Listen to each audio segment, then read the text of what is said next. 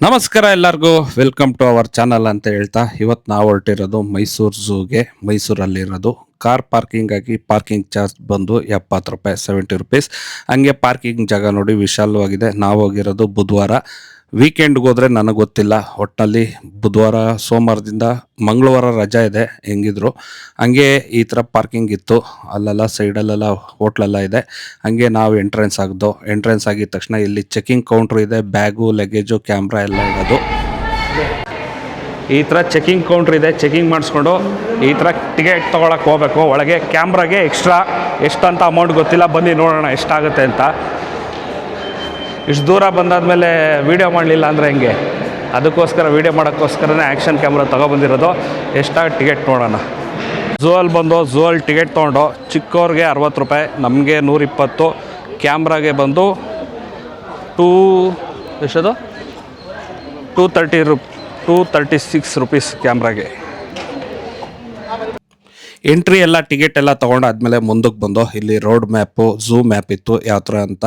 Zoo ಮ್ಯಾಪೆಲ್ಲ ನೋಡ್ಕೊಂಡು ಹೋಗ್ತಾ ಇದ್ದಂಗೆ ಫಸ್ಟು ನಮಗೆ ಸಿಕ್ಕಿದ್ದೆ ನವಿಲು ನೋಡಿಕೊಂಡು ಮುಂದಕ್ಕೆ ಬಗೆಯಾದ ಪಕ್ಷಿಗಳು, ಅದು ಕೂಗಾಟನೇ ಚೆಂದ, ಕಿವಿಗೆ ಇಂಪಾಗಿತ್ತು. ಹಂಗೆ ಬಿಳಿ ನವಿಲು ನೋಡಿಕೊಂಡು ಹಂಗೆ ಇದನ್ನು ನೋಡಿಕೊಂಡು ಹಂಗೆ ಗಿಡ್ಗ ಇತ್ತು, ಗಿಡ್ಗನ್ನ ನೋಡಿಕೊಂಡು ಅದು ನೋಡೋಕ್ಕೆ ಭಯಂಕರವಾಗಿತ್ತು. ಹಂಗೆ ಕಾಡು ಕೋಳಿಗಳು, ಇನ್ನು ವಿಚಿತ್ರವಾದ ಕೋಳಿಗಳಿತ್ತು, ನಾವಂತೂ ಜೀವನದಲ್ಲಿ ನೋಡಿಲ್ಲ, ಇಲ್ಲೇ ನೋಡ್ತಾ ಇರೋದು. ಹಂಗೆ ಮುಂದಕ್ಕೆ ಸಾಕ್ತಾ ಇದ್ದಂಗೆ ಇಲ್ಲಿ ಗಿಣಿಗಳಿದ್ದು, ಅದು ಸದ್ದು ಮಾಡೋದು ಒಳ್ಳೆ ಮನುಷ್ಯನ ಥರ ಸದ್ದು ಮಾಡೋದು, ಅದು ಕೇಳೋಕ್ಕೆ ಕಿವಿನೇ ಇಂಪು. ಹಂಗೆ ಮುಂದಕ್ಕೆ ಸಾಕ್ತಾ ಇದ್ದಂಗೆ ಈ ಥರ ಇತ್ತು.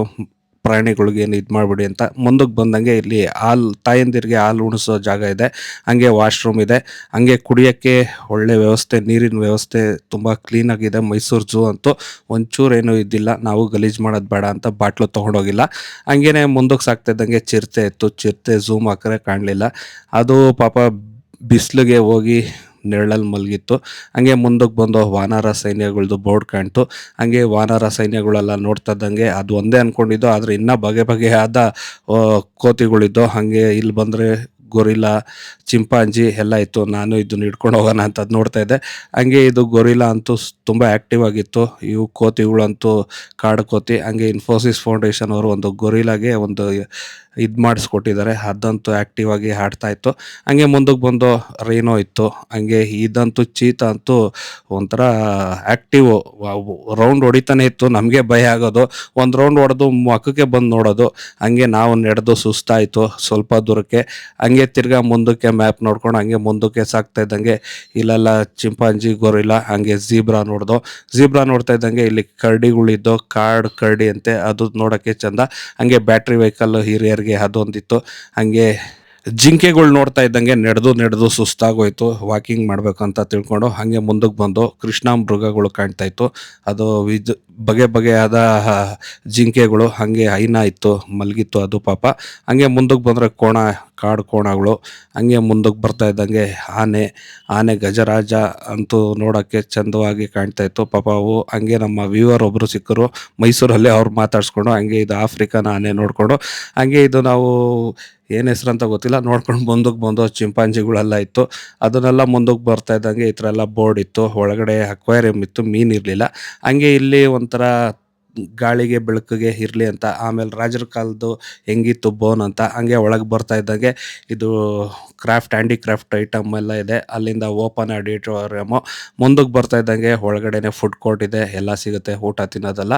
ಹಂಗೆ ಮುಂದಕ್ಕೆ ಬಂದಂಗೆ ಇಲ್ಲಿ ಜಿಂಕೆಗಳು ಕಂಡು ಹಂಗೆ ಮುಂದಕ್ಕೆ ಬರ್ತಾ ಇದ್ದಂಗೆ ಇದಂತೂ ಒಳ್ಳೆ ಟಾಪ್ ಶೋರ್ ಇದ್ದಂಗೆ. ಹಾವುಗಳ್ದಂತೂ ನಾನಂತೂ ಜೀವನದಲ್ಲಿ ಈ ಥರ ಹಾವಂತೂ ನೋಡಿರಲಿಲ್ಲ.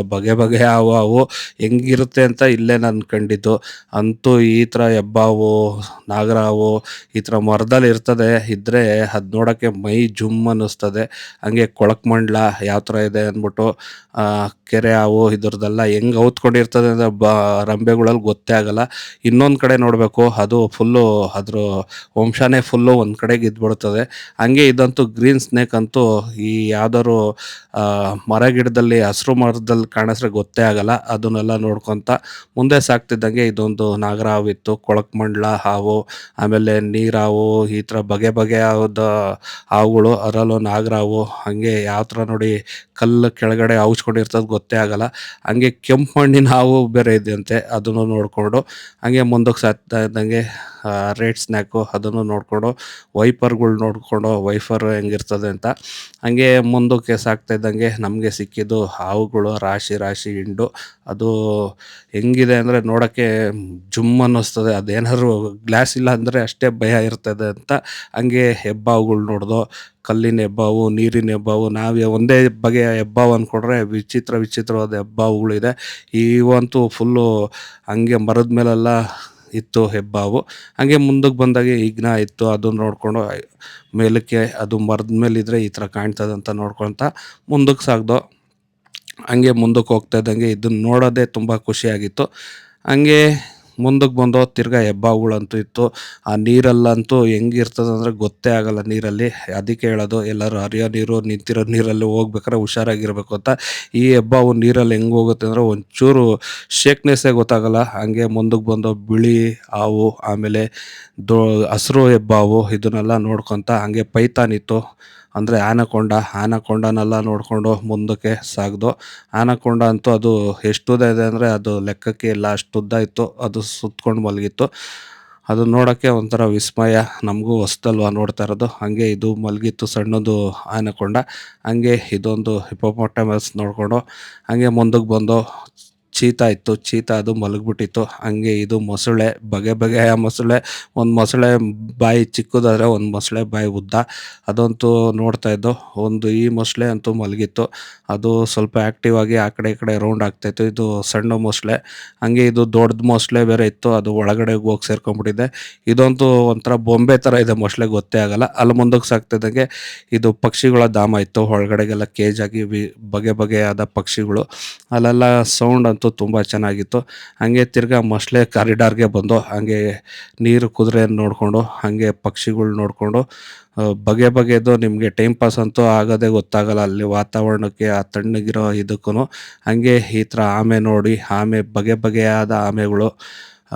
ನಾವು ಒಂದೇ ಬಗೆಯ ಆಮೆ ಅಂದ್ಕೊಂಡಿದ್ದೋ, ಆದರೆ ಇಲ್ಲಿ ನೋಡ್ರೆ ವಿಚಿತ್ರ ಕಲರ್ಲೆಸ್ಸು ಈ ಥರ ಎಲ್ಲ ಆಮೆಗಳೆಲ್ಲ ನೋಡಿಕೊಂಡು ಹಂಗೆ ಮುಂದಕ್ಕೆ ಬಂದು ಈಮೋ ನೋಡ್ತಾ.